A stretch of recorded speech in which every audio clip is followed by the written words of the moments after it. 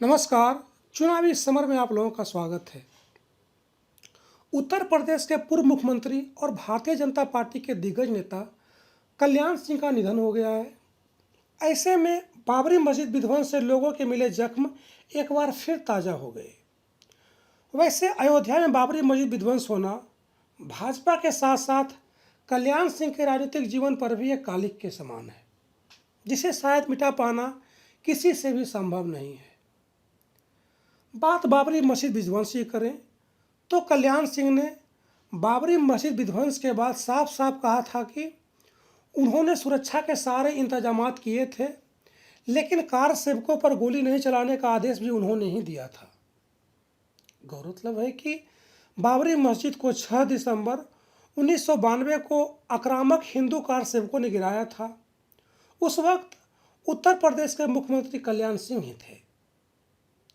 हालांकि उसी समय केंद्र सरकार ने उनकी सरकार को बर्खास्त कर दिया था।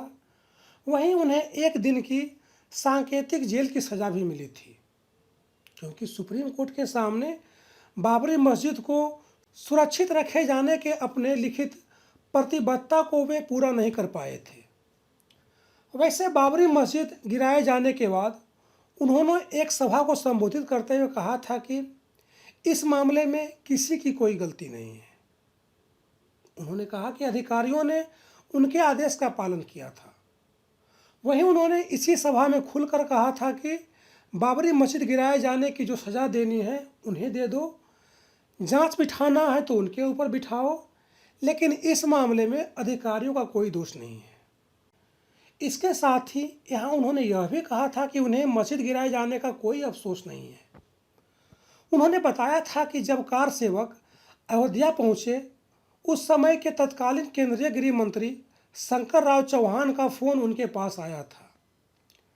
शंकर राव चौहान ने कल्याण सिंह से कहा था कि कार सेवक मस्जिद के ऊपर चढ़ गए हैं। तब कल्याण सिंह ने कहा था कि वह आपको ताज़ा जानकारी दे रहे हैं कि कार सेवक मस्जिद में चढ़े नहीं हैं, बल्कि वो मस्जिद गिरा रहे हैं। कल्याण सिंह ने सभा को संबोधित करते हुए बताया था कि उन्होंने तत्कालीन केंद्रीय गृह मंत्री से कहा कि ये बात रिकॉर्ड कर लो चौहान साहब कि वह गोली नहीं चलवाएंगे।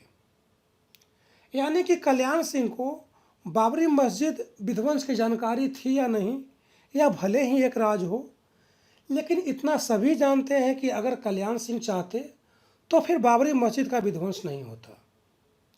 लेकिन उन्होंने हिंदुत्व के खातिर अपनी कुर्सी को भी कुर्बान कर दिया। जाहिर सी बात है कि इस घटना के बाद मुस्लिम समुदाय के लोगों का आक्रोश कल्याण सिंह और भाजपा के खिलाफ काफ़ी ज़्यादा बढ़ गया, जो कहीं ना कहीं अभी भी बरकरार है। धन्यवाद।